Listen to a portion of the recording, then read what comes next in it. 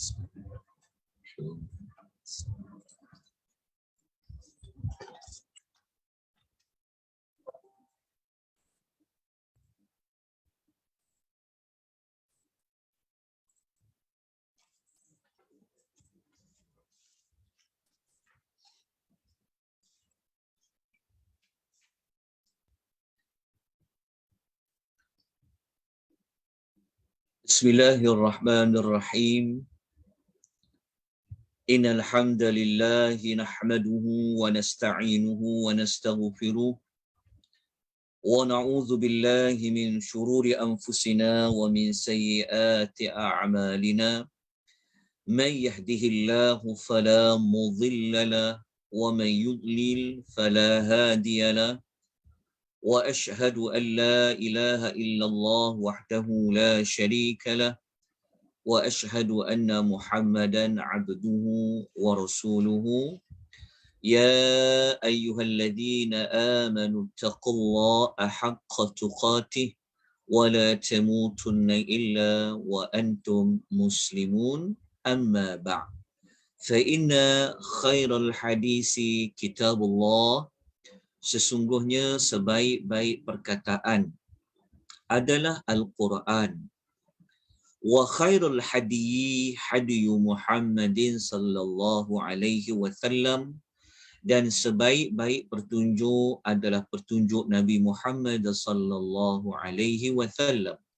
Wa syarrul umuri muhdatsatuha, seburuk-buruk perkara adalah yang diada-adakan. Fa inna kulla muhdatsatin bid'ah, setiap yang diada-adakan itu adalah bid'ah. Wa kulla bid'atin dhalalah, dan setiap yang bid'ah itu adalah sesat. Wa kulla dhalalatin finnar, dan setiap kesesatan itu tempatnya adalah di neraka.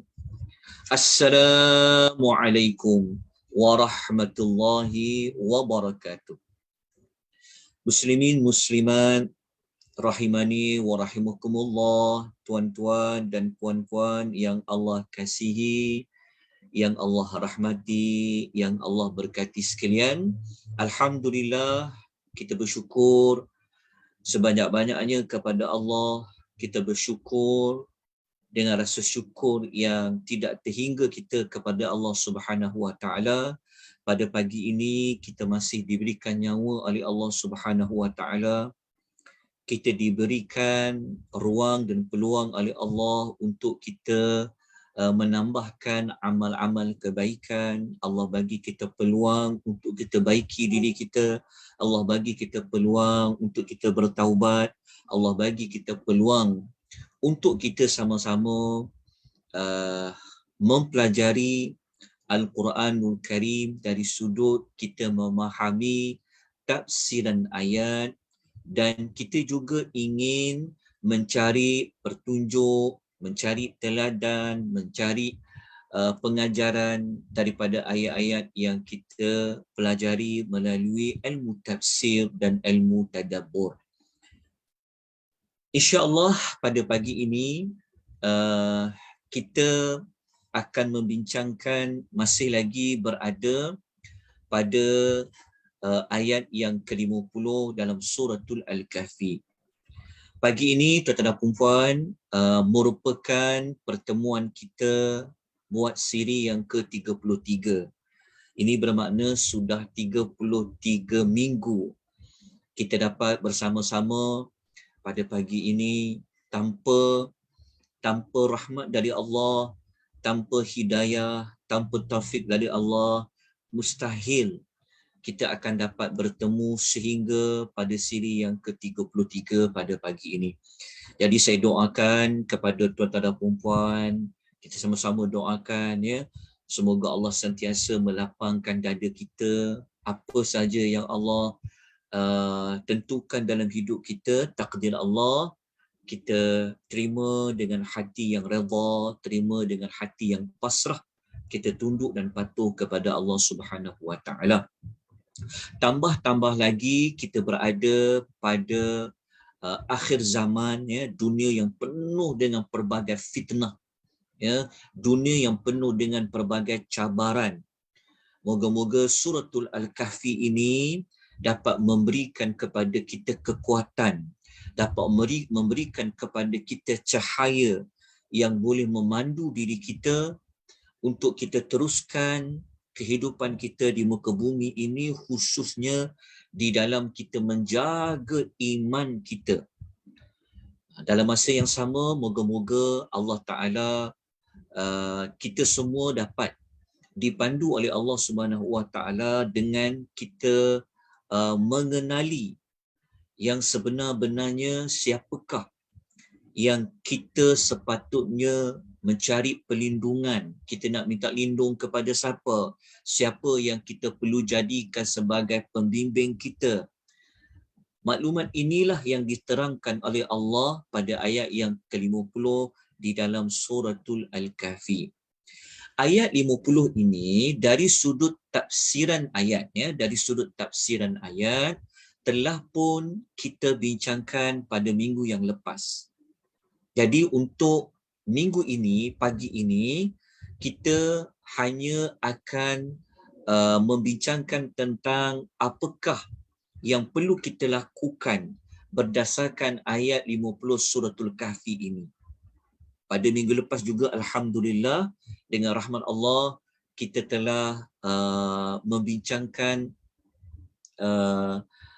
tentang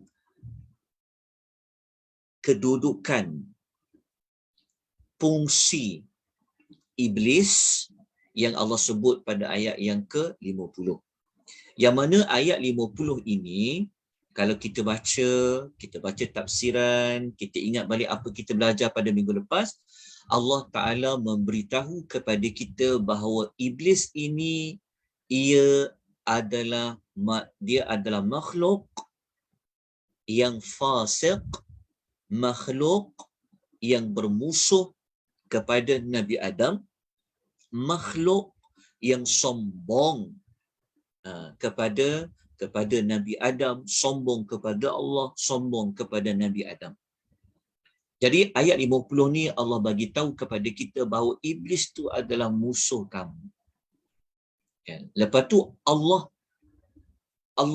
menyatakan dalam nada yang takjub, kan, dalam nada yang pelik kepada manusia yang boleh jadikan iblis ini sebagai aulia, sebagai pemimpin, sebagai orang, sebagai makhluk yang didekati. Jadi ini adalah satu perbuatan yang sangat pelik. Kenapa dia pelik? Kenapa dia perbuatan yang tak patut dilakukan? Kerana dalam sejarah memang iblis ini dia telah bermusuh kepada Nabi Adam. Permusuhan itu berlaku awal-awal lagi ketika mana dia diperintahkan untuk sujud kepada Adam. Tapi walaupun dah tahu dalam sejarah iblis ini dia memusuhi Adam, mengapa ada manusia yang menjadikan iblis ini sebagai aulia? Sepatutnya yang patut dijadikan aulia, yang patut dijadikan sebagai wali, pemimpin, pelindung adalah Allah. Tapi ada orang tukar, dia jadikan iblis dan keturunan iblis itu sebagai aulia. Kenapa? Sedangkan mereka ini musuh kepada Adam, maknanya musuh kepada manusia. Jadi kalau kita tanya diri kita, kan, patut ke kita jadikan musuh kita, musuh kepada bapa kita Adam, musuh kepada manusia ini sebagai pemimpin, pelindung? Itulah yang Allah Ta'ala menyatakan dalam nada afatattakhidunahu wa dhurriyyatahu awliya'a min duni wa hum lakum adu. Saya kongsikan tuan-tuan ulasan daripada Syekh As-Sa'di dalam tafsir dia Taisirul Karim. Beliau ada memberikan ulasan yang panjang juga, tapi saya ambil ringkasan dia yang mana Syekh As-Sa'di dalam tafsir Taisirul Karim, beliau mengatakan, dia kata sesungguhnya tidak ada orang yang menjadikan syaitan sebagai pemimpin, iaitu aulia kan, sebagai pemimpin-pemimpin, kecuali orang tu adalah orang yang zalim. Syekh As-Sa'di ni dia mengulas ayat 50 tu, dia kata kalau orang baik, kalau orang tu dia betul-betul baik, dia takkan ambil syaitan tu sebagai pemimpin. Tetapi yang sanggup ambil syaitan tu sebagai pemimpin, dia adalah orang yang zalim. Kenapa sampai Allah panggil mereka orang yang zalim? Kerana adakah kezaliman yang lebih besar daripada kezaliman seseorang yang menjadikan musuh sejatinya sebagai pemimpin dengan meninggalkan pemimpin yang terpuji, iaitu Allah Subhanahu wa taala. Tak faham tak maksudnya? Maksudnya Imam Sa'di ni dia mengulas ayat 50. Kalau kita baca ayat 50 kan, memang Allah Taala sebut di hujung tu. Allah Taala kata wahum lakum adu. Allah Taala kata iblis dan keturunan dia tu, dia musuh bagi kamu. Allah bagi tahu kenyataan, dia musuh bagi kamu. Lepas tu Allah Taala kata bi'salil zalimi nabadala. Amat buruklah, amat kejilah bagi orang yang zalim tu menjadikan mereka mengambil pengganti yang mereka pilih tu. Allah kata amat buruklah bagi orang yang zalim pengganti yang mereka pilih tu. Maksudnya Allah Ta'ala kata sepatutnya Allah itu yang sepatutnya dijadikan pemimpin, yang kita akan rujuk, yang kita akan dekat dengan Tuhan, yang kita akan minta tolong, apa-apa pun kita pergi kepada Allah. Tapi ada manusia ni dia ambil syaitan tu sebagai pemimpin. Maka siapa yang paling zalim? Maknanya kalau kita nak senaraikan, manusia yang paling zalim siapa? Kalau ikut ayat tadi, adalah manusia yang sangat zalim. Seburuk-buruk orang yang zalim, sekeji-keji orang yang zalim. Orang yang tukarkan Allah tu sepatutnya dijadikan sebagai pemimpin, dia pergi tukar dengan iblis dan keturunannya sebagai pemimpin. Sedangkan iblis itu dan keturunannya adalah musuh dia. Kemudian Al-Imam As-Sa'di dia nukilkan kepada kita satu ayat. Ayat ni mungkin tak ada nota yang saya bagi pada tuan-tuan minggu lepas.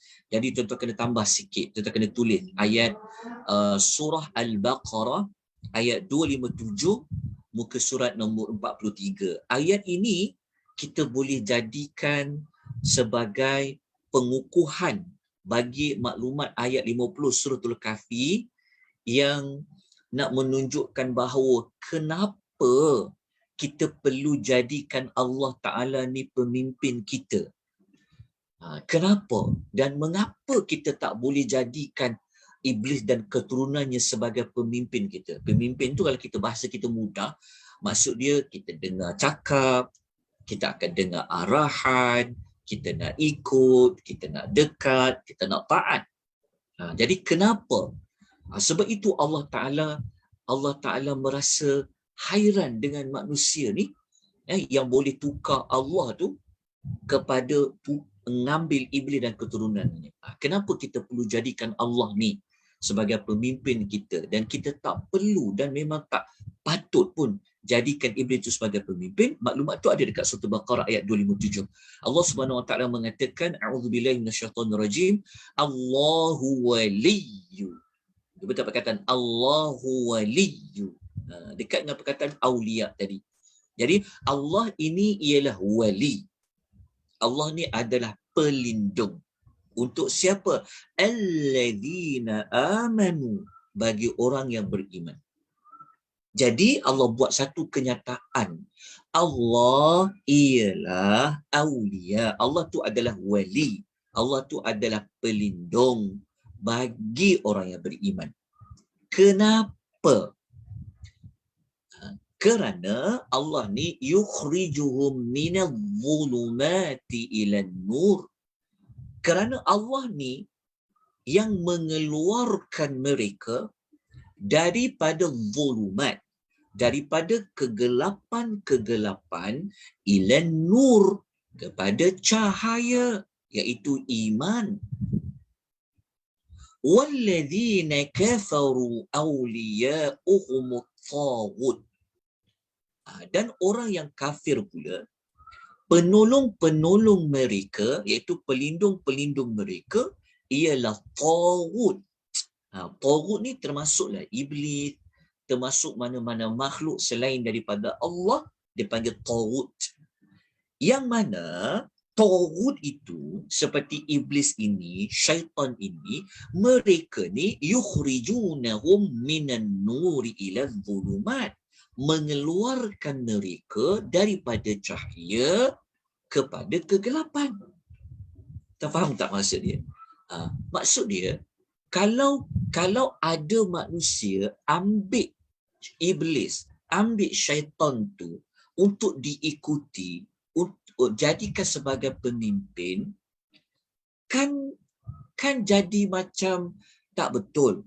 Kan? Sebab apa? Sebab kalau kita nak jadikan seorang itu sebagai sebagai orang yang kita rapat dengan dia, mestilah kita nak kawan dengan orang yang baik.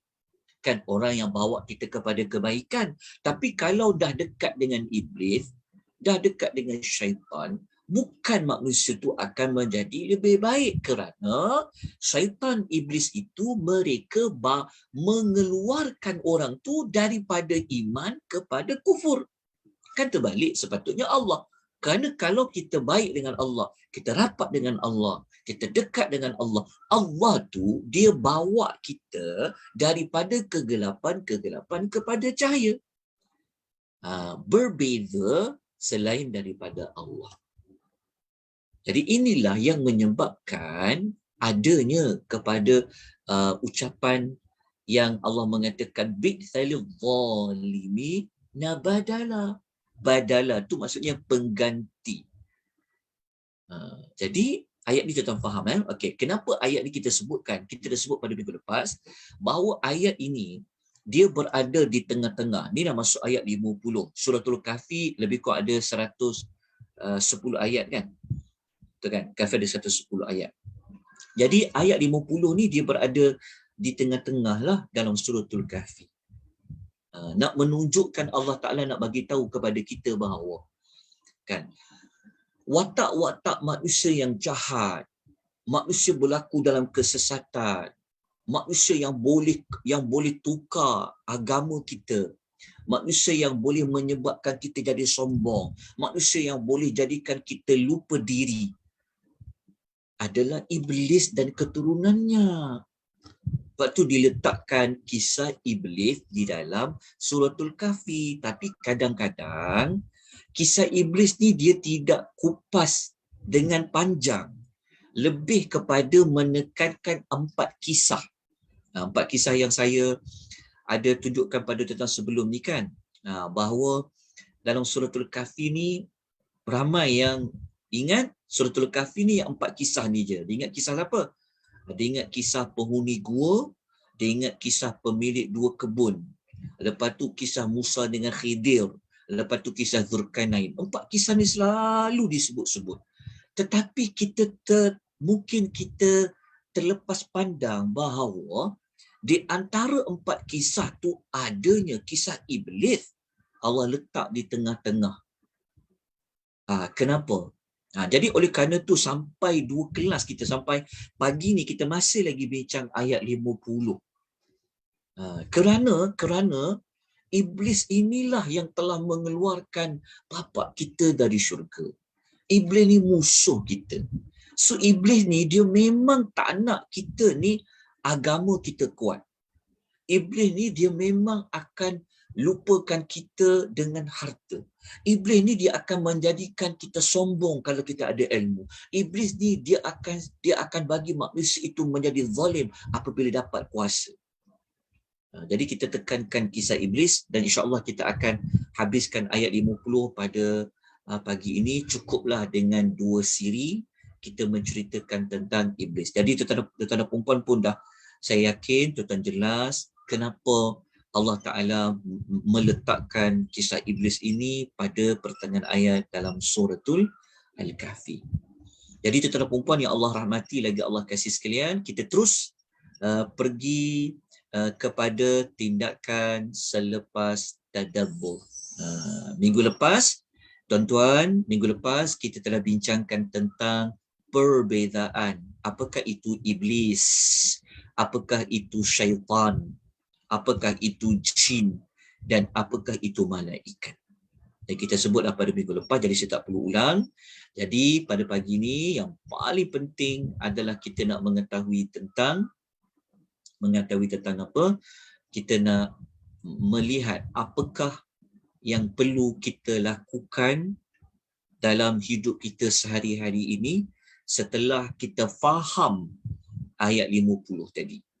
Jadi tindakannya nombor 1. Okey. Yang pertama, ini sekadar contoh daripada saya ya tuan-tuan dan puan sebagai pembimbing dalam sesi tadabbur ini. Bukan bermaksud tuan-tuan dan puan tidak boleh menambah tindakan yang lain, tidak. Saya hanya memberikan satu contoh sahaja. Okey, kalau tindakan ni tuan-tuan nak tukar dia kepada nama resolusi pun boleh juga. Tapi saya letakkan dia dengan istilah akronimnya adalah TISTA. Tindakan selepas tadabbur. Kenapa kita sebut tindakan selepas tadabbur? Akan memberikan kita peringatan bahawasanya kita nak buat solat tadabbur ni adalah kita nak senaraikan apa tindakan kita kena buat. Kenapa kita kena bincangkan tindakan kita kena buat? Kerana Al-Quran bukan hanya untuk dibaca, bukan sekadar hanya tahu tafsiran ayat. Tetapi ayat yang kita baca itu, kita perlu jadikan ia sebagai petunjuk dalam hidup kita. Huda sebagai petunjuk. Jadi petunjuk ayat tadi itu, kita tahu bahawa iblis, satu manusia yang memusuhi bapa kita Adam, iblis itu adalah musuh kepada manusia. Jadi kita kena senaraikan. So apa kita kena buat? Jadi tindakan pertama, kita sebagai seorang yang mukmin, kita kena bersegera memenuhi perintah Allah. Bersegera memenuhi perintah Allah. Kenapa kita senaraikan bersegera memenuhi perintah Allah? Kalau tuan-tuan masih ingat, ayat 50 ni, siapakah makhluk yang dia cepat-cepat sujud kepada Adam?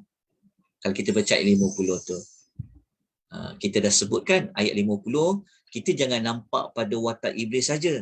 Kita kena tengok dulu watak yang pertama adalah malaikah. Malaikah tu, kan apabila Allah mengatakan kepada mereka usjudu, Allah kata sujudlah kamu kepada Adam. Adakah malaikat ni dia bertangguh? Adakah malaikat ni dia ambil masa untuk sujud kepada Adam? Jawapannya tidak bertangguh. Macam mana kita tahu dia tidak bertangguh? Kerana pada ayat sujud itu adanya fa. Kita dah sebut minggu lepas. Fasajadu. Huruf fa di sini dia merujuk kepada tindakan yang berlaku dengan cepat. Fasajadu. Menunjukkan bahawa kalau kita hanya baca terjemahan, kita tak nampak maklumat yang kata malaikat tu cepat sujud. Kita tak nampak. Sebab tu tak cukup dengan baca terjemahan. Sebab kalau kita baca terjemahan, kita jumpa perkataan lalu ataupun maka mereka sujud. Jadi perkataan lalu ni mungkin boleh diinterpret, mungkin ambil masa yang lama, mungkin juga. Tapi untuk lebih faham, lalu ni, kalau tuan-tuan nak bagi mudah nak ingat, letak dalam kurungan segera. Lalu tu maksudnya mereka bertindak segera sujud kepada Adam. Dekat situlah di sinilah maklumat yang kita nak jadikan ia sebagai tindakan. Jadi kita nak tiru tindakan malaikat terhadap perintah Allah. Bukan kita nak baca je, tapi kita nak ambil.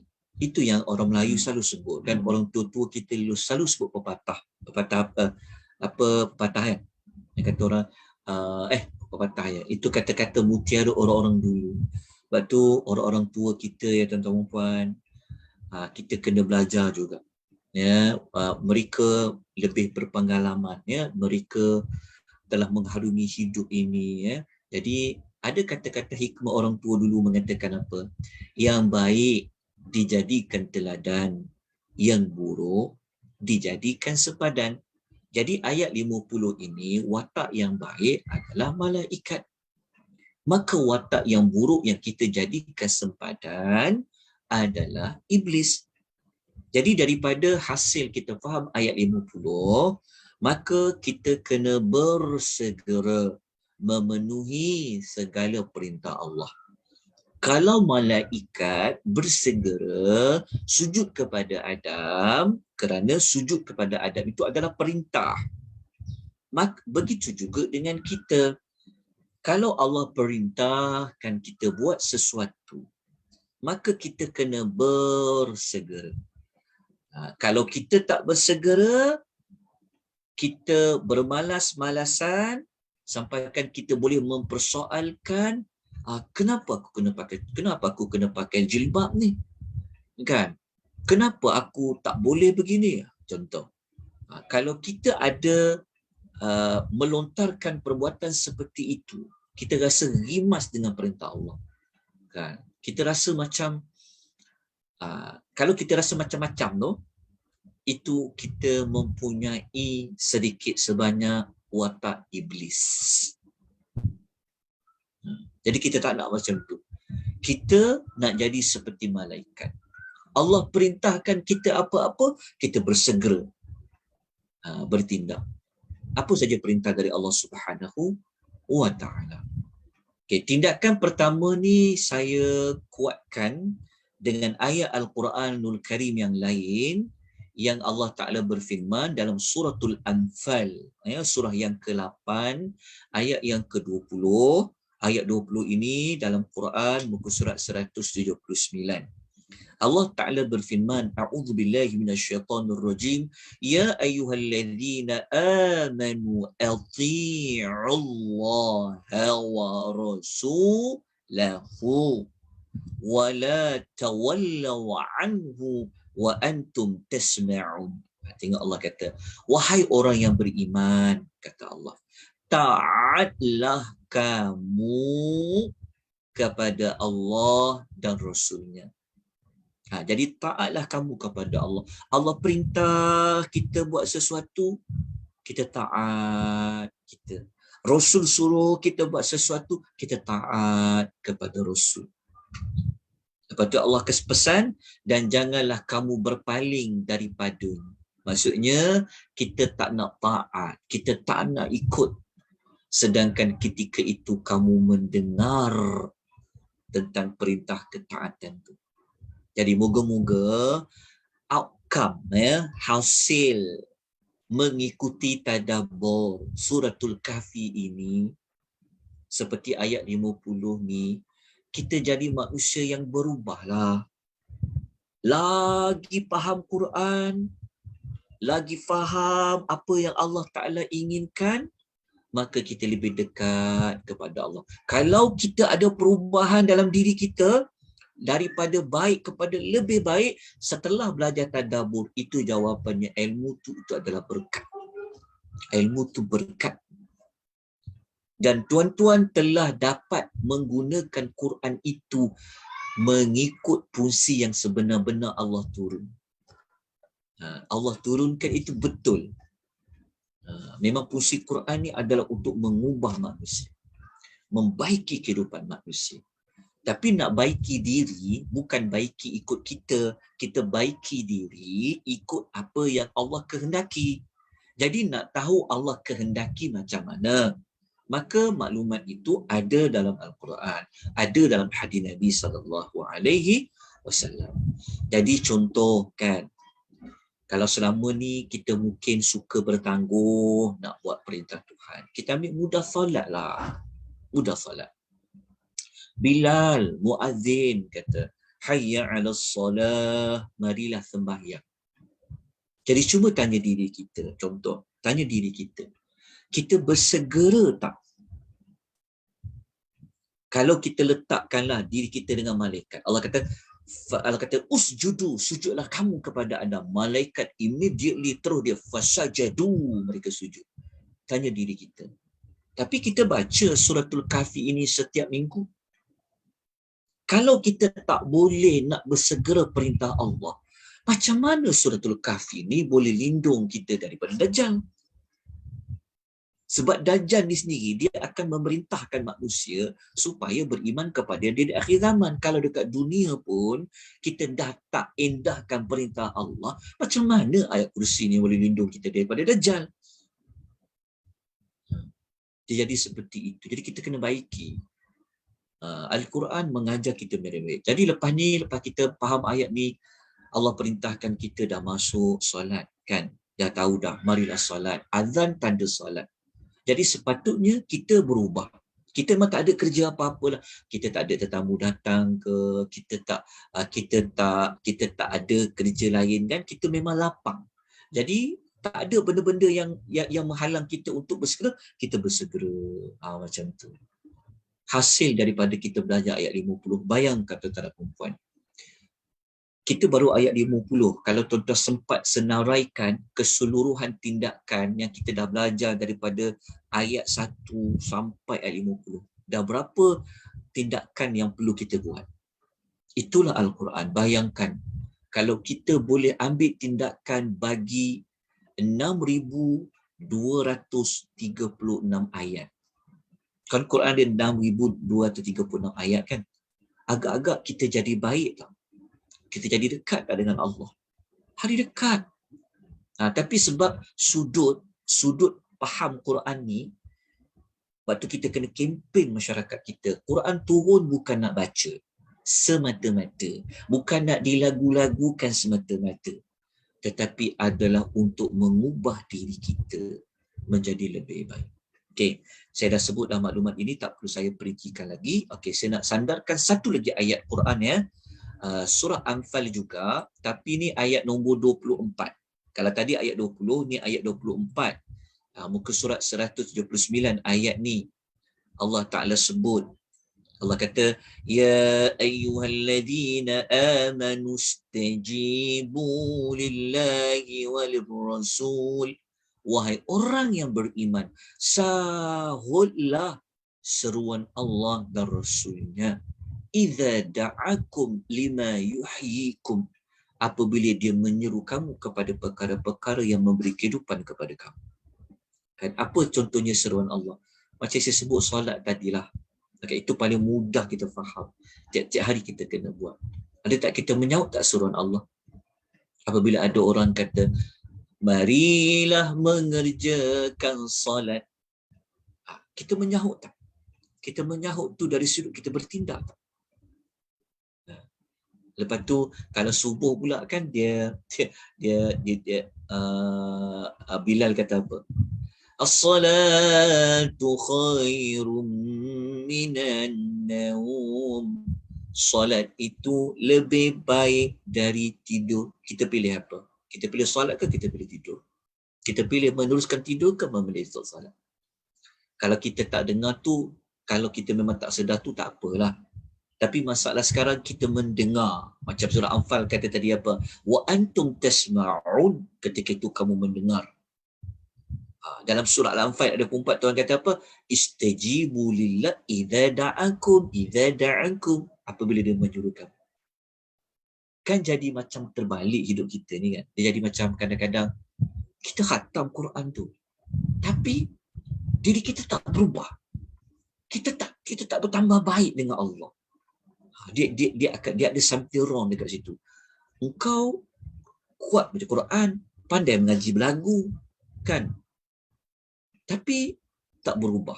Dekat situ yang dia menjadi kena cari kat mana kelemahan dia.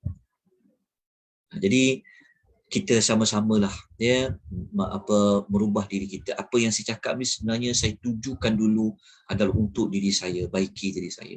Sebab tu setiap kali nak mengajar ni memang kita selalu sebut, kata ya Allah, aku mengajar ni adalah bukan semata-mata nak mengajar orang lain kepada kebaikan, tetapi aku mengajar ni adalah untuk diri sendiri, untuk baiki diri.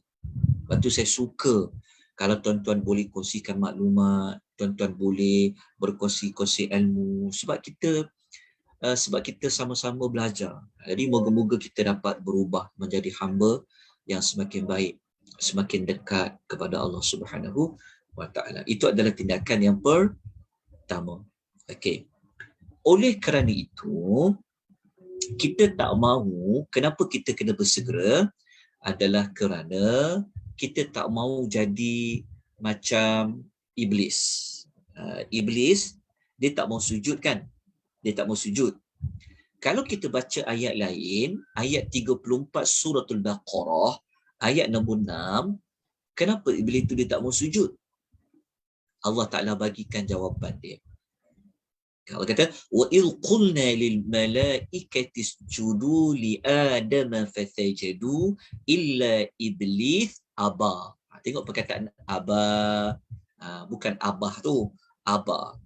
Aba ni maknanya dia enggan. Enggan. Dia tak nak. Dia enggan. Kalau kita baca suratul Kahfi tadi, hanya kita jumpa iblis tak mau sujud saja, takat kat situ. Tapi Allah kata dia fasik. Jadi kenapa dia tak nak sujud? Ayat 34 surah Baqarah kata dia tu aba. Aba tu maknanya dia enggan. Jadi kita tak naklah kita mempunyai sifat macam iblis yang enggan menunaikan perintah Allah, enggan menunaikan perintah Rasul. Kalau bab enggan ni, ia adalah watak yang ada pada iblis. Bukan sekadar dia enggan, tetapi dia itu wastakbara. Dia takbur. Dia sombong. Dia bukan tak nak sujud saja, tetapi dia ada watak kedua, iaitu dia takbur. Iblis dia takbur. Apa itu takbur? Apa itu sombong? Dalam hadis Nabi SAW, Nabi SAW mendefinisikan sombong itu dalam hadis riwayat Muslim. Nabi kata, al-kibaru batarul haqq wa ghamtun nas. Sombong itu adalah menolak kebenaran dan merendahkan manusia lain. Iblis mempunyai watak menolak perintah Allah dan dia telah merendah-rendahkan Adam. Jadi saya tak kongsilah kepada tuan-tuan dan perempuan apakah ucapan merendah-rendahkan iblis itu terhadap Adam. Kita semua sedia maklum antara ucapan iblis merendah-rendahkan Adam yang dia kata dia tu lebih baik daripada Adam. Dia tu lebih baik daripada Adam kerana dia daripada api, Adam tu daripada tanah. Itu adalah perbuatan merendah-rendahkan manusia. Kita tak nak bincang merendah-rendahkan itulah. Itu kita boleh bincang pada watak yang lain. Tapi kita nak bincang utama, tindakan pertama tadi adalah dia enggan. Bukan sekadar enggan. Kalau dia enggan, dia diam saja tu beza kan. Kalau dia kata, tak nak sujud lah. Kalau dia tak nak sujud saja, bukan kita kata boleh tak. Maknanya enggan saja berbeza dengan dah enggan, lepas tu rendah-rendahkanlah pula Adam. Jadi berganda-ganda dosa tu. Oleh kerana itu, kita telah senaraikan dekat tindakan yang kedua, marilah sama-sama kita menjauhi sifat sombong. Sifat sombong ini, pengasas kepada sifat sombong adalah iblis. Maksiat yang pertama berlaku dengan maksiat hamba kepada Allah adalah sifat sombong. Jadi kita tak nak mempunyai sifat sombong. Walaupun kita ikut perintah Allah, kita tak enggan. Tapi kita janganlah merendahkan manusia lain. You tahu saya siapa? Kan? Kadang-kadang kita sombong diri kita kepada adik-beradik kita. Engkau ni setahun jagung tau. Aku ni makan garam dulu daripada engkau tau. Engkau belajar tinggi mana sangat. Kan? Engkau apa tahu? Yang paling berat lagi, kalau dia sombong kepada ibu dan bapanya. Tak nak macam tu. Okay? Kita mari sama-sama kita berubah diri kita. Kita tak nak memiliki sifat seperti iblis yang sombong. Jadi tindakannya, kita jauhi sifat sombong. Sifat sombong ni dimiliki oleh iblis. Okey, tuan-tuan dan puan-puan, untuk menguatkan lagi tentang buruknya kalau ada sifat sombong ni, maka kita nyatakan apa kesan buruk kalau ada sifat sombong. Tuan-tuan, dalam nota ni, saya tidak menyertakan sekali dalil daripada ayat Quran ataupun hadis Nabi SAW bagi setiap kesan sombong ni.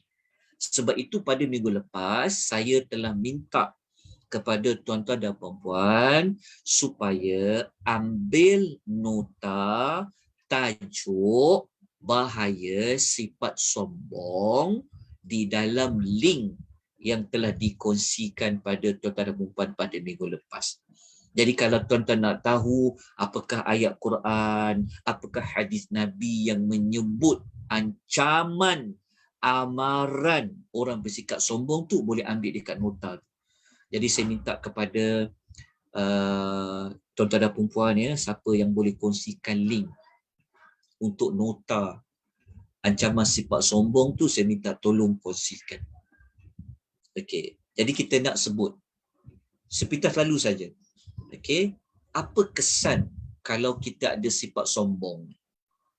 Jadi tuan-tuan, kesan ni penting kita bincang sebab dia cover tajuk ni, dia akan dia merakumi juga yang kita belajar tentang watak siapa yang sombong. Watak pemilik dua kebun kan dia sombong.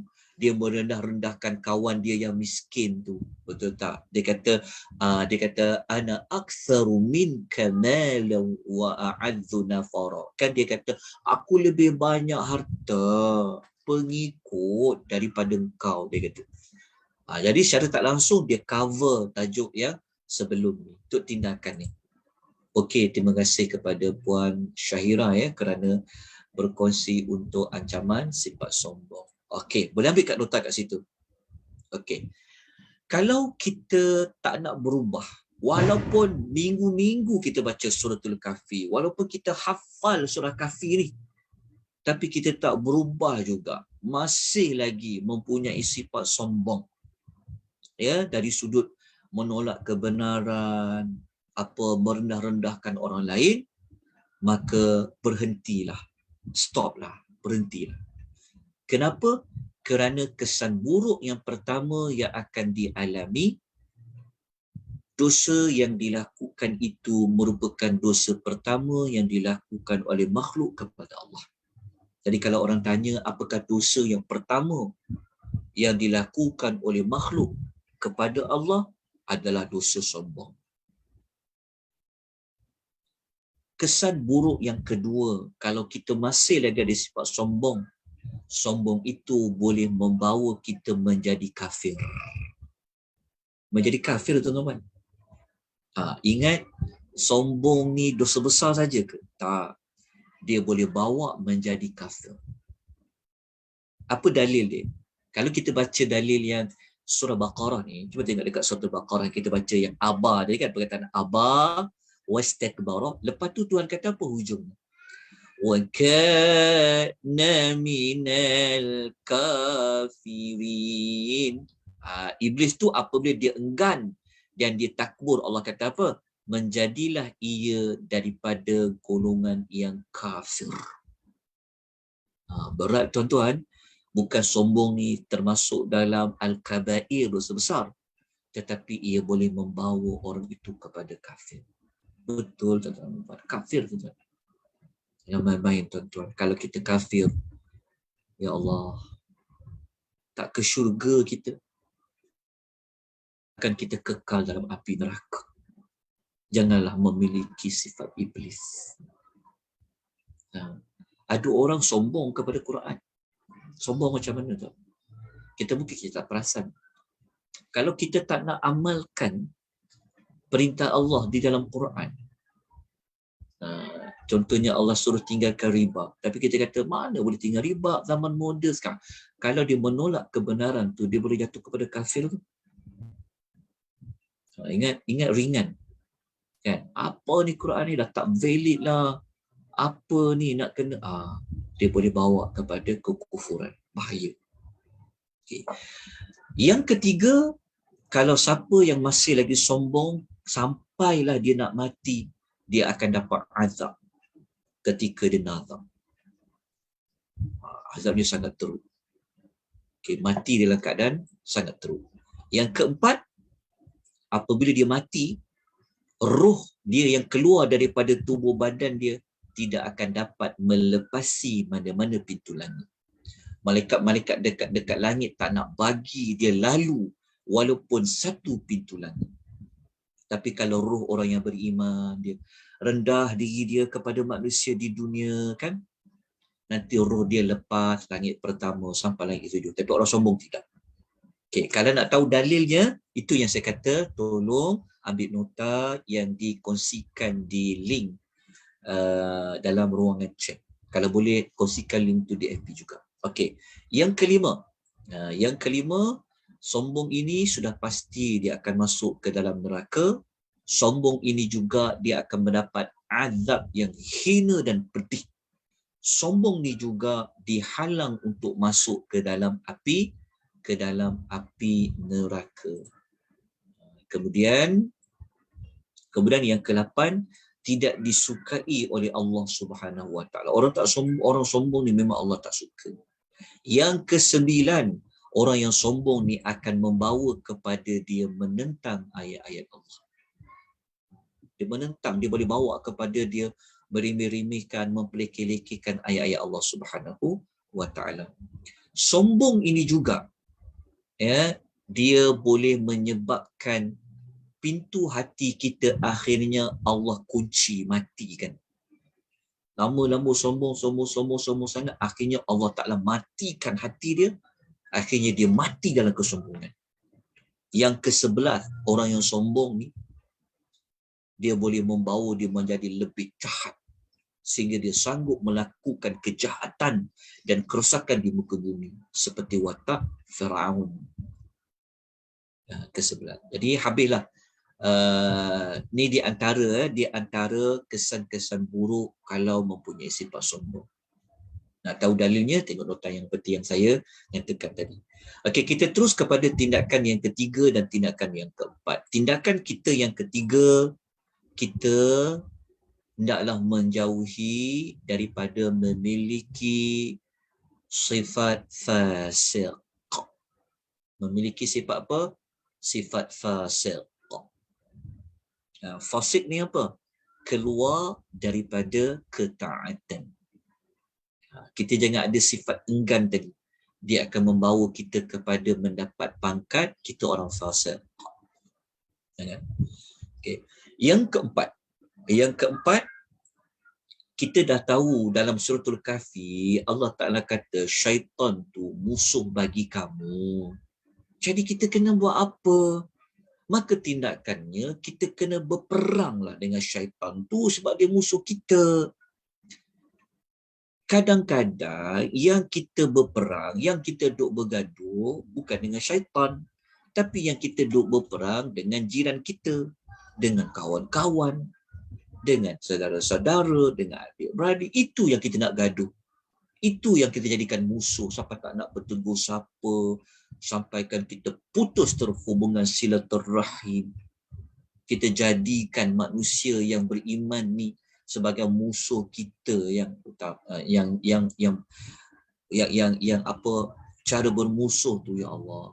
Yang sepatutnya yang kita kena keras, yang kita sepatutnya jadikan musuh adalah syaitan. Sebab Tuhan kata tadi kan, syaitan tu adalah musuh bagi kamu. Bukan kita bermusuh dengan kawan-kawan, bermusuh dengan orang-orang beriman yang lain. Sepatutnya syaitan yang patut jadikan musuh bagi kita. Jadi untuk kuatkan tindakan 4, macam mana kita nak kuatkan tindakan 4? Saya sebut ayat lain di dalam surah lain yang Allah Ta'ala kata, syaitan ni memang musuh kamu yang terang-terang dia musuh. Tengok dalam surah Yasin, ayat nombor 60, muka surat 444. Selalu baca Yasin tiap-tiap minggu. Tapi dengan orang nak gaduh je. Kan? Macam mana tu? Tapi duk selalu baca Yasin, apa-apa Yasin, apa-apa Yasin. Tapi ayat 60 ini apabila dibaca, dia tidak mengambil tindakan.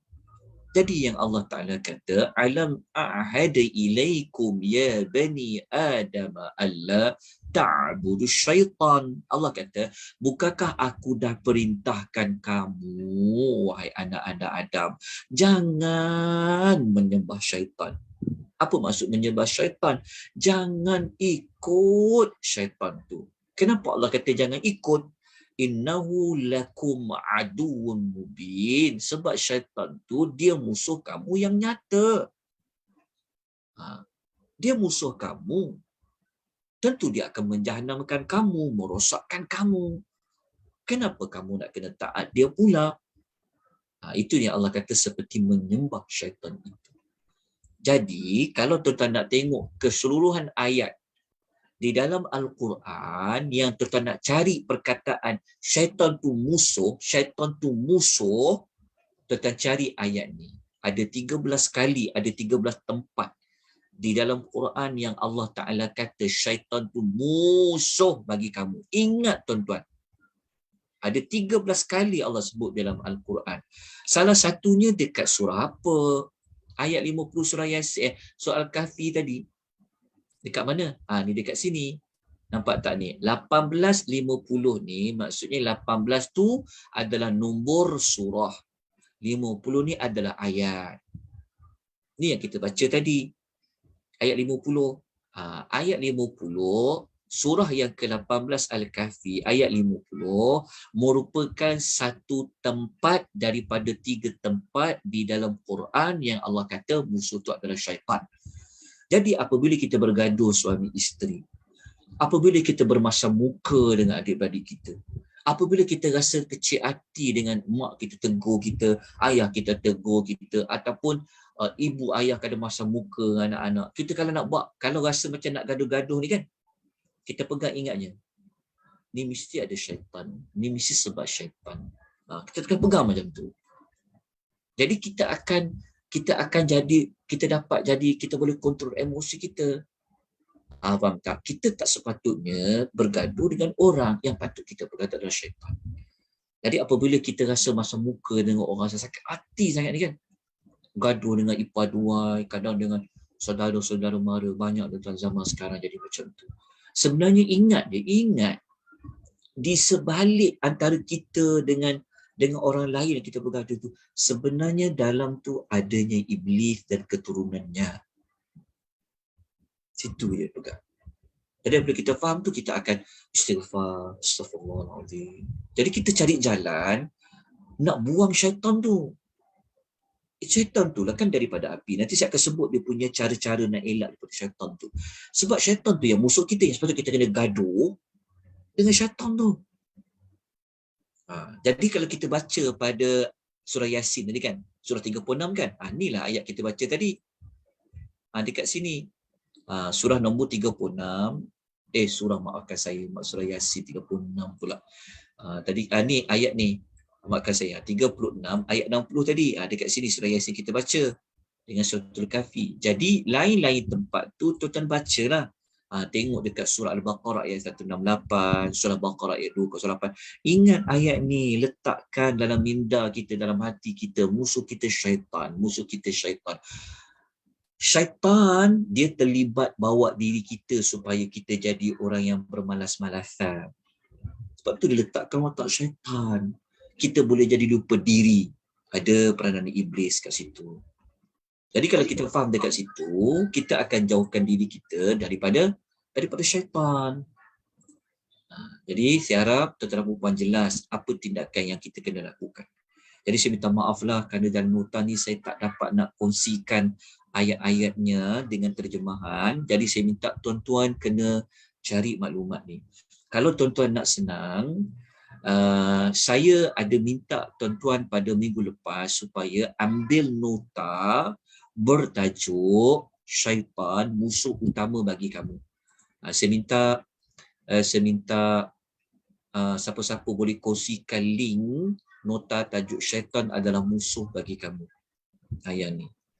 Jadi tuan-tuan perempuan, kalau kita dah faham dalam suratul Kahfi syaitan tu musuh bagi kita, jadi kita kena buat apa? Kalau dia musuh bagi kita, kita kena hati-hatilah. Kita kena berjaga-jaga selalu. Jadi caranya macam mana? Okey.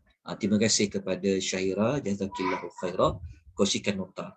Kalau boleh kongsikan dekat ruangan FB, bagian komen boleh tak Syahira? Ya, orang komen. Boleh tengok dekat FB. Okey. Tuan-tuan dan puan-puan. Dalam nota ni, saya tidak nyatakan dalil ayat Quran dan juga hadis. Okey. Saya cuma sebut cara saja. Nak tahu dalilnya kena tengok nota yang telah dikongsikan, tajuknya nota syaitan yang direjam. Ambil maklumat kat situ. Okey. Kalau kita dah tahu syaitan ni musuh bagi kita, kita kena buat apa? Nombor satu, yang boleh lindung kita daripada syaitan ni adalah Allah. Jadi mintalah perlindungan kepada Allah. Minta perlindungan kepada Allah Ta'ala. Ni maksudnya apa? Maksudnya kita bacalah a'udzubillah. Minta perlindungan kepada Allah daripada syaitan. Waktu bila yang kita dituntut untuk minta perlindungan kepada Allah daripada syaitan? Nombor satu, ketika kita rasa kita digoda dan dihasut oleh syaitan. Mudah je nak tahu digoda dan dihasut oleh syaitan tu. Kalau kita nak buat benda jahat, digoda oleh syaitan lah tu. Kalau kita malas nak buat kebaikan, takut nak buat kebaikan, syaitan lah tu. Jadi apabila ada syaitan, kan, contohnya kita mudah nak bergaduh dengan orang, syaitan lah tu ada kat situ. Dia dah mulakan benda kecil yang dibesarkan, syaitan lah tu. Jadi apa kita kena buat? Cepat-cepat baca, mohon isti'adzah, perlindungan kepada Allah.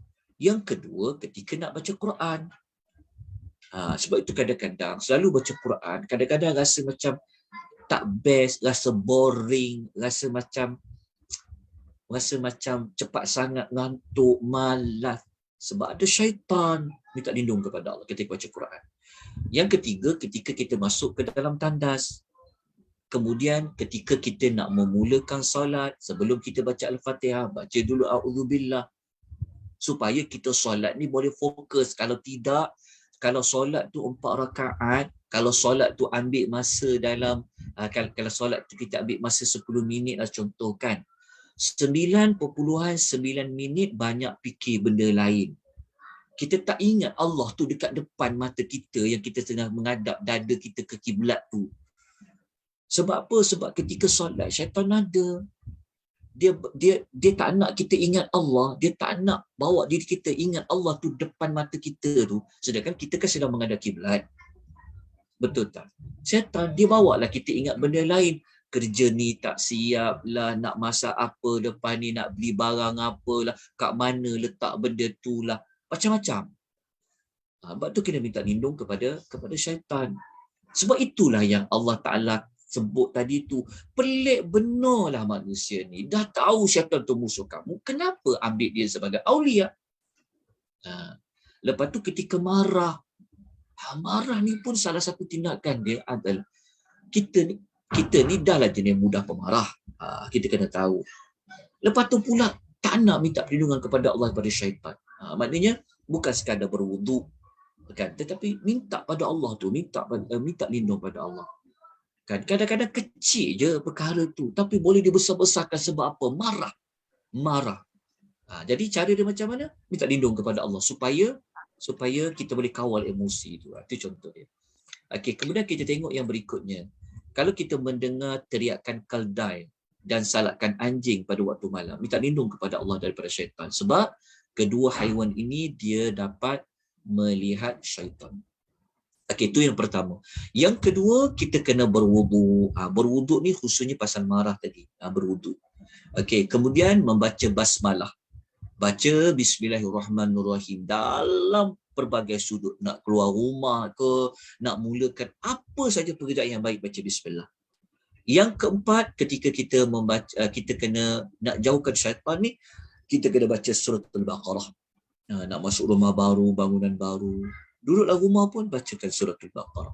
Okay, yang kelima, kita baca ayat kursi setiap pagi dan petang, juga pada waktu malam sebelum kita tidur. Kita juga kena digalakkan baca 2 ayat terakhir dalam surah Al-Baqarah. Okey, setiap malam kalau boleh baca. Yang ketujuh, banyakkan membaca surah Al-Ikhlas, Al-Falaq dengan surah An-Nas.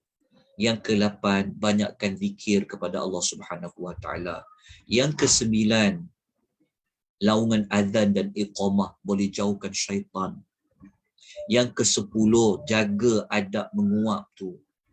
Kalau menguap, jangan tak jaga adab, kerana cara syaitan masuk ke dalam rongga kita melalui mulut. Ketika mana? Ketika kita menguap. Yang ke-11, kita jauhlah daripada menghadiri majlis-majlis maksiat.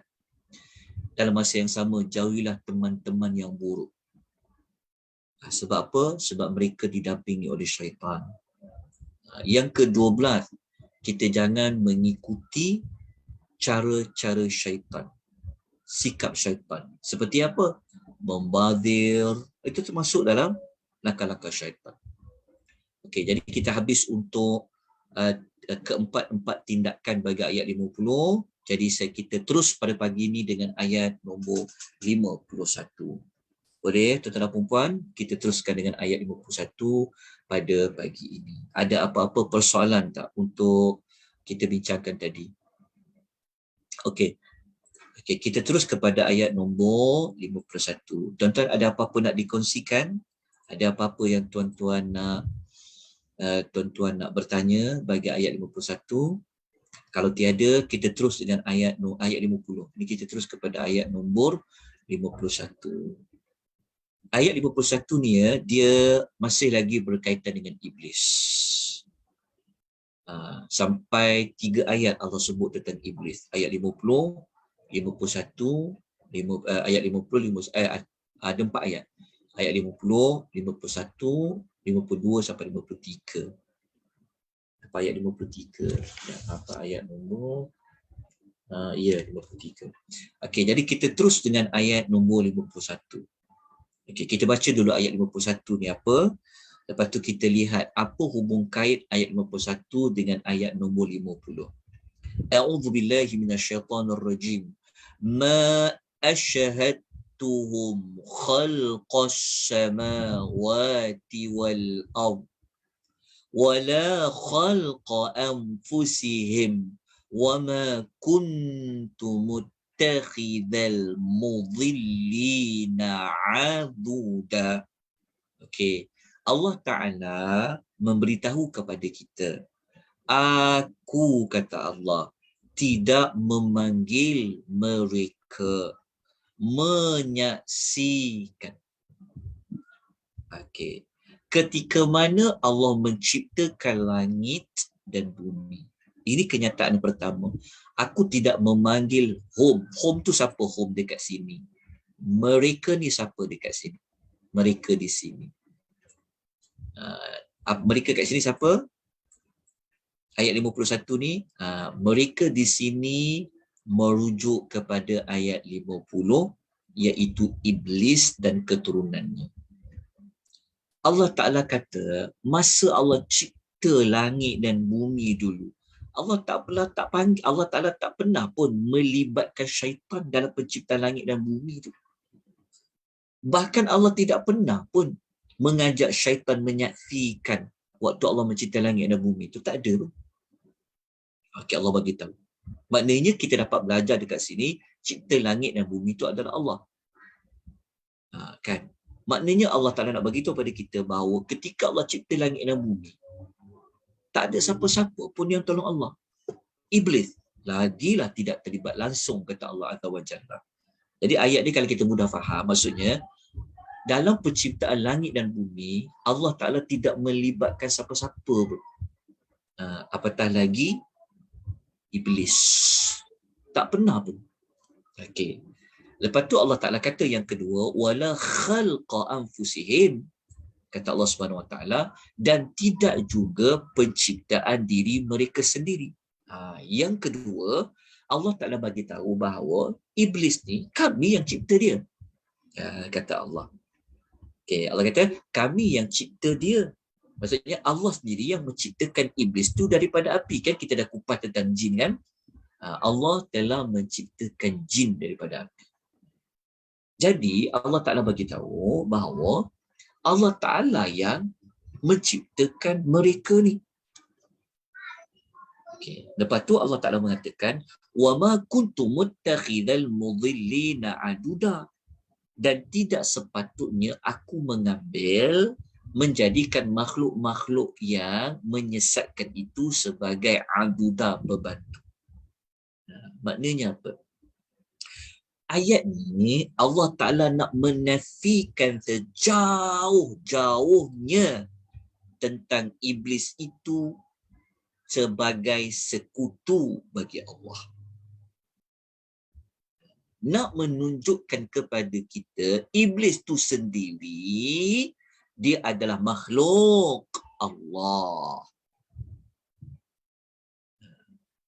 Iblis itu sendiri dia adalah ciptaan yang dibuat oleh Allah Azza wa Jalla. Dan iblis tu tidak bagi apa sikit-sikit pun sumbangan. Tak pernah pun Allah minta tolong sedikit pun untuk bantu cipta langit dan bumi tu. Tak ada. Kenapa sampai Allah cakap macam ni? Kenapa Allah sebut benda macam ni? Kerana kalau kita baca ayat nombor 51, ayat 51, perkaitan dia apa? Waktu kita baca ayat nombor 50 tadi, kan Allah Ta'ala sebut ada orang yang mengambil iblis tu sebagai aulia, sebagai pelindung, sekutu bagi Allah. Sekutu tu kerana kalau sepatutnya Allah sahaja yang dijadikan sebagai pelindung, pemimpin, tetapi dia ambil iblis tu sebagai pemimpin dan keturunan dia tadi tu. Jadi pada ayat 50 Allah beritahu kepada kita iblis ni musuh manusia yang dijadikan sekutu Allah oleh manusia tu. Kenapa patut nak jadikan iblis ni sebagai pelindung? Sedangkan ayat 51 yang kita belajar tadi, Allah Ta'ala kata iblis ni tak ada apa-apa kuasa pun.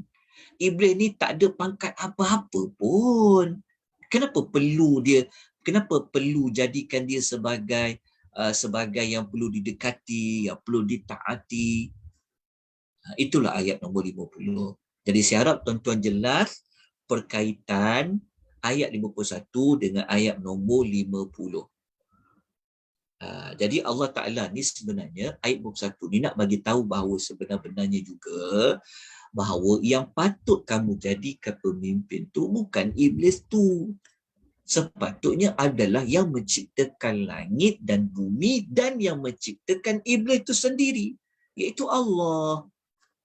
Okey, jadi pada ayat ini saya nukilkan apa ulasan Syekh Jabir dalam tafsir Al-Aisam.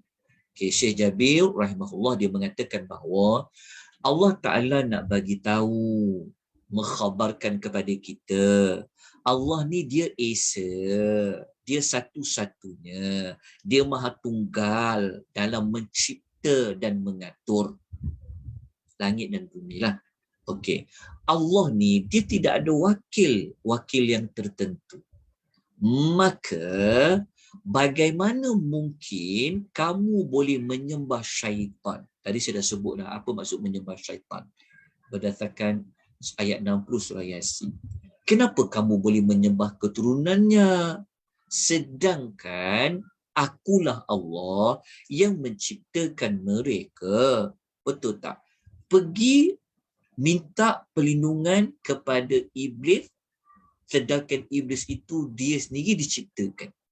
Sepatutnya minta perlindungan tu kepada yang menciptakan iblis itu, iaitu Allah. Dan akulah yang menciptakan langit dan bumi, kata Allah.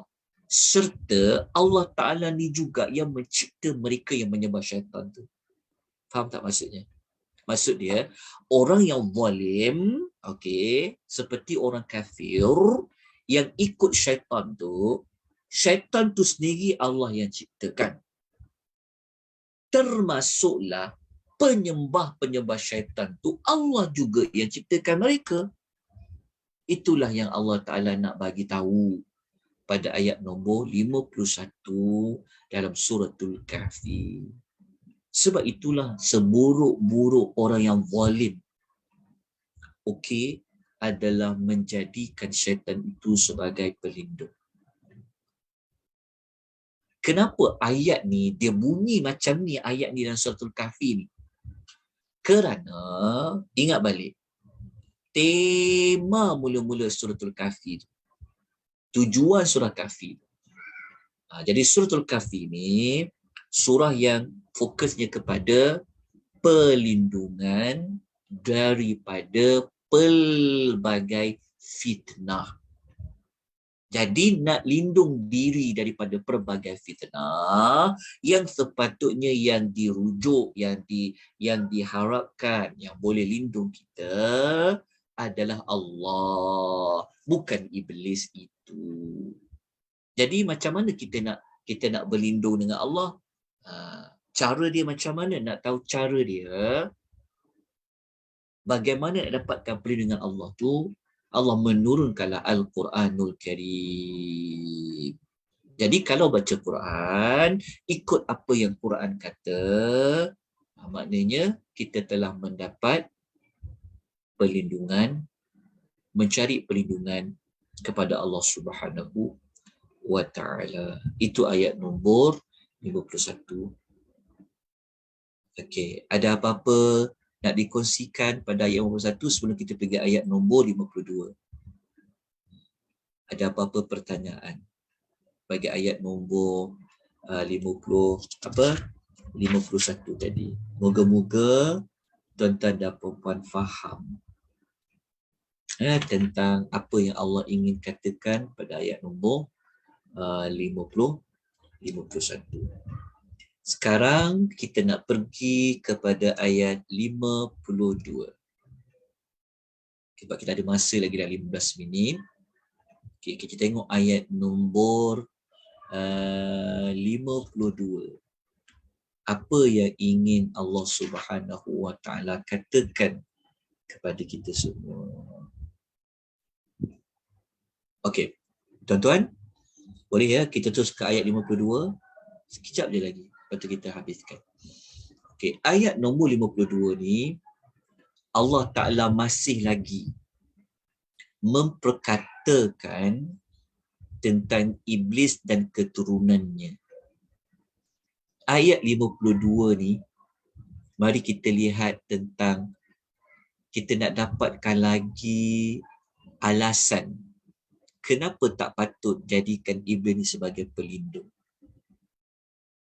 Allah kata, wa yawma yaqulu nadu syuraka'iyalladzina za'amtum.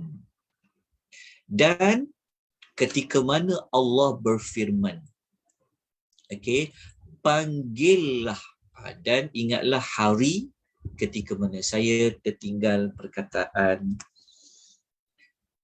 Saya minta tuan-tuan tambah sikit boleh tak dekat terjemahan dia.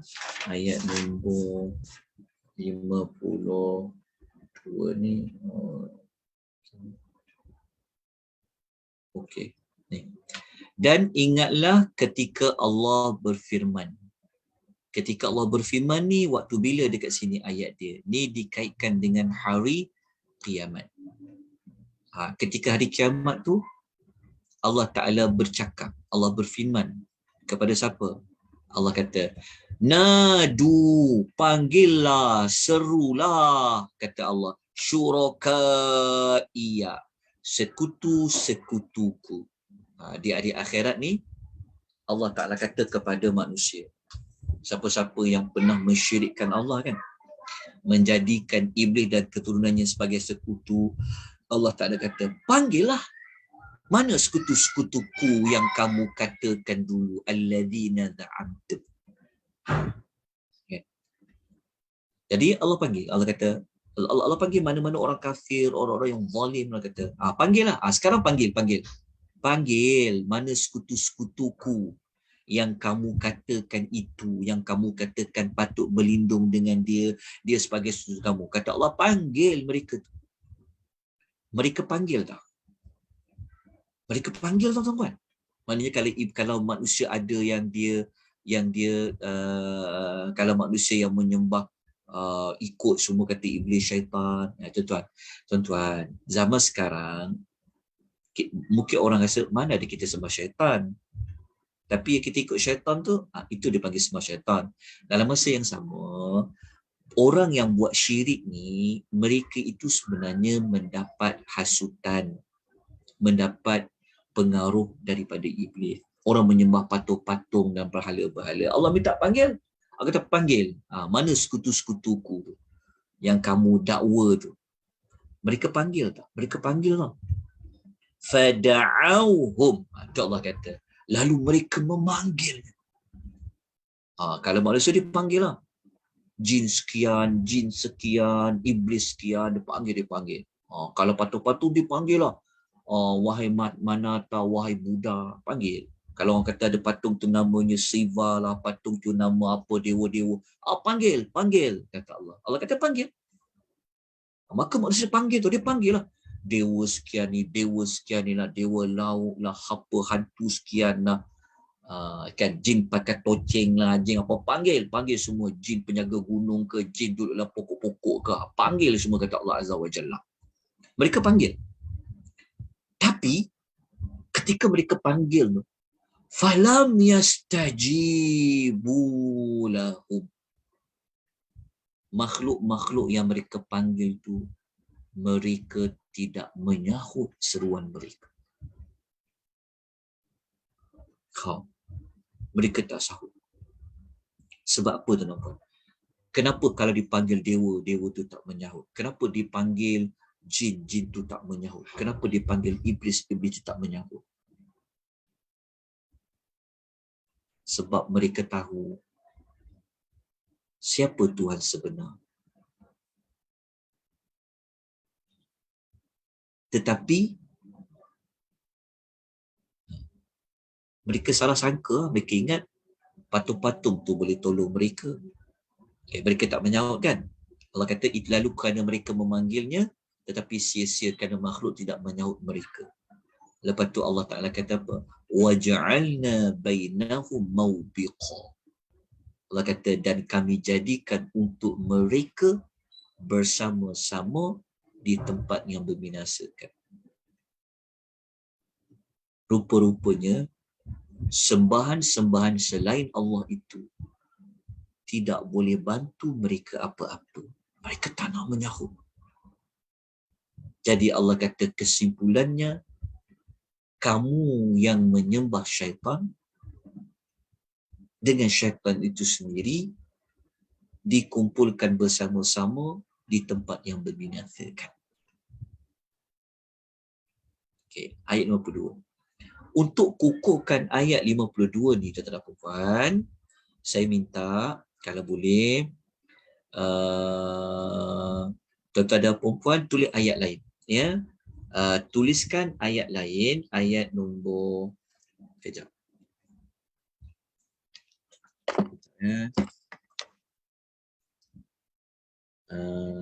Saya nak bagikan ayat pada tuan-tuan. Ayat lain yang nak menunjukkan bahawa syaitan tu nanti dia pula yang akan jadi musuh kepada penyembah-penyembah dia. Patung-patung di hari akhirat tu mereka lah yang akan bermusuh pula dengan orang yang menyembah mereka. Tak faham tak maksudnya? Kan contohnya orang menyembah patung berhala kan. Contohnya orang India menyembah patung, orang yang bukan Islam menyembah patung-patung. Patung-patung mereka tu nanti di akhirat ia akan lawan pula orang yang menyembah dia. Saya akan sebutkan tuan-tuan ayat dia. Okey, ayat dia kejap. Saya tengah cari dia punya nombor ayat. Wa iza usyiran nasu. Okey, jumpa dah ayat dia. Alhamdulillah. Okey, saya minta tuan-tuan buka surah Al-Ahqaf. Okey, surah Al-Ahqaf, surah nombor 49 rasanya. Maafkan saya. Hujurat. Surah Al-Ahqaf. Okey. Okey. Buka surah Al-Ahqaf. Okey. Surah Al-Ahqaf di dalam Al-Quranul Karim ia berada pada surah yang ke-46. Saya selalu tertukar dengan Al-Hujurat. Okey, surah 46, surah Al-Ahqaf, tuliskan dekat dalam ruangan chat pun boleh. Surah Al-Ahqaf, surah nombor 46. Cari ayat nombor 6. Cari ayat nombor 6. Ayat nombor 6 ni, kejap. Sekejap. Saya ni macam 46 kan. Ya, cari ayat nombor 6, muka surat 503. Muka surat 503. Okey, kejap saya tuliskan. Surah, tengok dekat ruangan chat ya, surah Al-Ahqaf, surah nombor 46. Okey, ayat nombor 6, halaman 503. Okey, dah saya kongsi dekat chat tu. Okey, terima kasih. Saya dah kongsikan ayat dia. Okey, kalau kita baca, kalau tuan-tuan tengok dekat ruangan chat semua. Tengok dekat ruangan chat kan. Okey. Surah Al-Ahqaf ayat nombor 46, ayat 6, ayat nombor 6, surah ke-46, Allah Taala kata apa? A'udzubillahi minasyaitonirrajim. Wa idza khusyiran nasu kanu lahum a'da'an wa kanu bi'ibadatihim kafirin. Dan apabila manusia dikumpulkan di hari akhirat, menjadilah segala yang disembah itu musuh kepada orang-orang yang menyembahnya, dan segala yang disembah itu juga tidak mengakui dan mendustakan penyembahan mereka kepadanya. Tak faham tak ayat tu?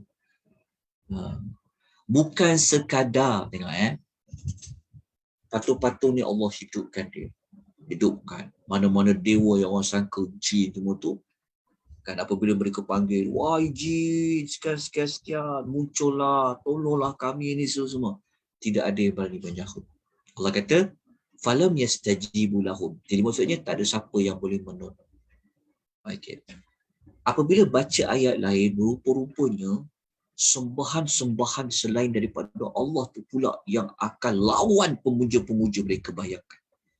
Agak-agak apa perasaan penyembah patung-patung?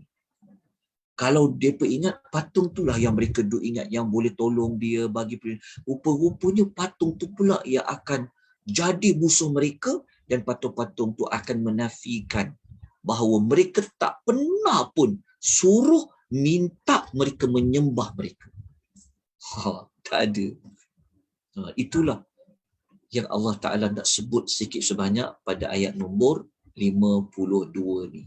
Jadi ayat 52 ni mengukuhkan lagi, memberikan lagi penjelasan mengapa tak patut untuk menjadikan iblis itu dan keturunannya sebagai pemimpin, pelindung.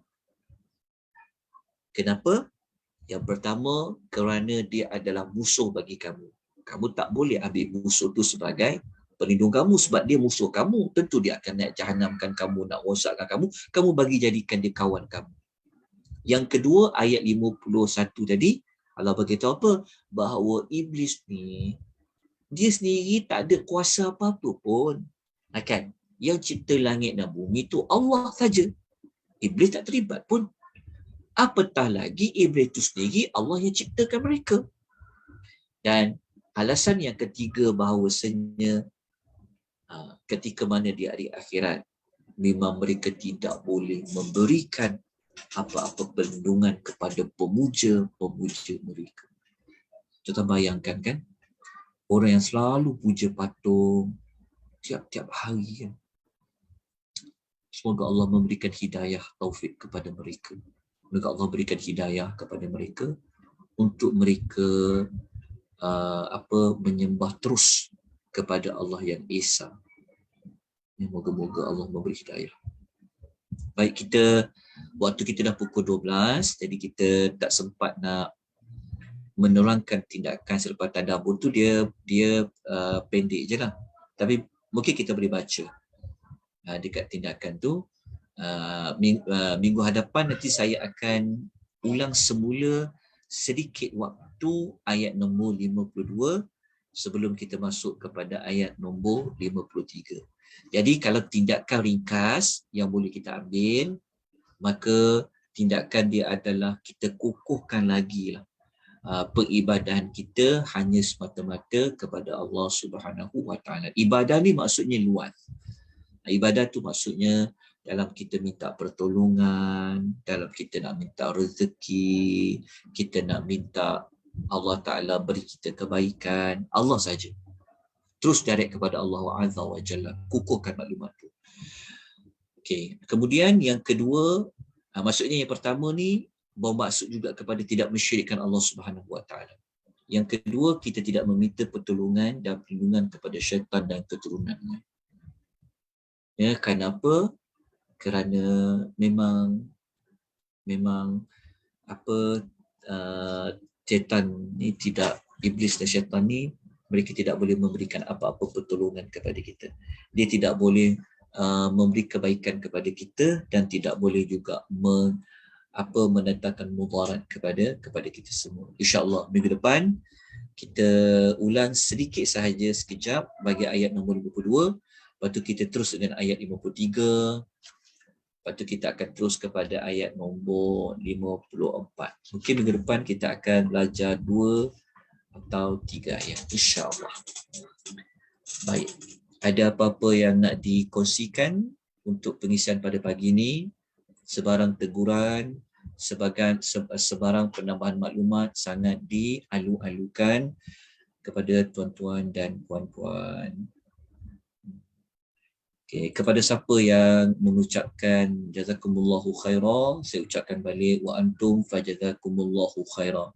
Siapa-siapa yang mendoakan saya dengan keberkatan, barakallahu fikum, saya jawab balik semula wa fikum, dan kepada kamu juga adalah wa fikum barakallah. Tuan-tuan, ada apa-apa perkongsian maklumat? Saya harap tuan-tuan dan perempuan selesa, tuan-tuan dan perempuan boleh mengikuti pembentangan tadabbur Suratul Kahfi ini dalam keadaan yang baik. Kalau ada apa-apa cadangan, sangat dialu-alukan. Jadi saya ingatkan kembali bahawa dalam tadabbur Suratul Kahfi ini kita tidak akan terkejar-kejar untuk menghabiskan penerangan semua ayat, tetapi yang kita utamakan adalah pada pemahaman dan juga resolusi dan tindakan yang kita nak ambil. Moga-moga Allah mengampunkan dosa-dosa kita, Allah sentiasa beri rahmat kepada kita, ya. Semoga Allah sentiasa mempermudahkan segala urusan kita. Ya, jangan lupa tuan-tuan perempuan, patuhi SOP, ya, patuhi SOP bagi tanda usaha kita, bagi usaha kita. Salah satu cara kita bertawakal terhadap perkara-perkara yang boleh memudaratkan kita. Jadi siapa-siapa yang ada ruang dan peluang untuk dia mengambil dos penggalak, ya, teruskan, ambillah, jangan lepaskan peluang. Kalau ragu-ragu, buatlah sebanyak istikharah. Kita niat pada Allah, kita usaha. Usaha itu termasuk dalam tawakal. Tawakal itu merupakan sifat yang terpuji, sangat dituntut oleh Allah Subhanahu Wa Taala. Kita jumpa lagi tuan-tuan dan puan. Kalau tuan-tuan dan puan ada masa kosong malam ni, tak ada apa-apa program lepas Isyak, boleh ikuti perbincangan tentang kisah Nabi Musa. Malam ni kita nak bincangkan tentang selepas Nabi Musa, selepas Bani Israel dia tidak mahu memasuki bumi Palestin, akhirnya mereka tersesat di padang pasir, di padang Tih itu dalam tempoh 40 tahun. Apa lagi yang berlaku kepada mereka? Apa yang berlaku kepada mereka? Inilah yang kita akan bincangkan pada malam ini selepas Isyak jam 9 suku malam. Saya jemput dengan segala hormatnya tuan-tuan dan puan mengikuti perbincangan tersebut dan boleh buat hibahan, ajak rakan-rakan yang lain. Aqulu qawli hadza wa astaghfirullahal azim wa billahi taufiq wal hidayah. Wassalamu alaikum warahmatullahi wabarakatuh.